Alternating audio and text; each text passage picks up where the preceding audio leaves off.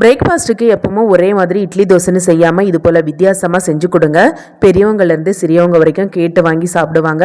School போகிற குழந்தைங்களுக்கு லஞ்சுக்கும் கொடுத்து விடலாம். இதை செய்கிறதுக்கு ஒரு பாத்திரத்தில் 2 கப்பு கோதுமை மாவோட உப்பு கொஞ்சமாக எண்ணெய் சேர்த்து நல்லா வரவிடுங்க. இப்போ தேவைக்கு கொஞ்சம் கொஞ்சமாக தண்ணி ஊற்றி சப்பாத்தி மாவு பதத்துக்கு நல்லா சாஃப்டாக வரவிட்டு மூடி போட்டுட்டு ஒரு அரை மணி நேரம் ஊற விட்டுடுங்க. இப்போ ராத்திரி முழுக்க பச்சை பட்டாணி 1 கப் அளவுக்கு ஊற வச்சுருக்கேன். இப்போ இதை தண்ணி எல்லாத்தையும் வடிச்சிட்டு ஒரு மிக்ஸி ஜாரில் சேர்த்துட்டு வடை மாவு பக்குவத்துக்கு அரைச்சிட்டு ஒரு பாத்திரத்துக்கு மாற்றிக்கோங்க. 2 உருளைக்கிழங்கு துருவி சேர்த்துக்கோங்க. ஒரு பல்லாரியை பொடியாக நறுக்கி சேர்த்துக்கோங்க. கொஞ்சமாக கருவேப்பிலை, கொஞ்சமாக பச்சை மிளகாய் பொடியாக நறுக்கி சேர்த்துக்கோங்க. சீரகம், பெருஞ்சீரகம், இஞ்சி பூண்டு விழுது, மஞ்சள் பொடி, தேவைக்கு உப்பையும் சேர்த்துட்டு நல்லா வரவிடுங்க.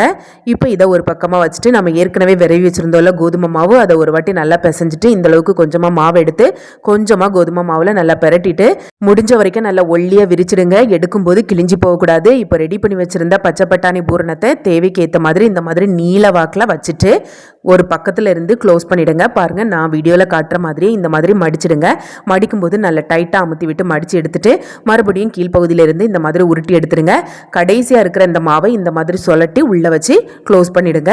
இப்போ மறுபடியும் கொஞ்சமாக கோதுமை மாவை தூவிட்டு இந்த மாதிரி தட்டி எடுத்துருங்க. பூரணம் வெளியே வர மாதிரி இருந்ததுன்னா லைட்டாக தட்டி அமுத்தி விட்டு லெவல் பண்ணிவிடுங்க. இப்போ தோசை தவா இல்லைனா விரிஞ்ச ஒரு தவாவில் கொஞ்சமாக எண்ணெய் விட்டுட்டு எண்ணெய் நல்லா சூடானதோ ரெடி பண்ணி வச்சிருக்கிறத இந்த மாதிரி ஒன்றா பரத்தி சேர்த்துட்டு மூடி போட்டுட்டு லோ ஃப்ளேமில் வச்சு கொஞ்சம் நேரம் வேக விடுங்க. லைட்டாக செவந்ததும் அடுத்த பக்கமாக திருப்பி போடுங்க. திருப்பி போட்டுட்டு மறுபடியும் மூடி வைங்க. இது மாதிரி எடையாக திருப்பி போட்டு மூடி போட்டு நல்லா வேக வைங்க. நல்ல வாசனை வந்ததும் வெளியில் எடுத்துருங்க. அப்புறம் என்ன செய்யுங்க, சுவைங்க ருசிங்க.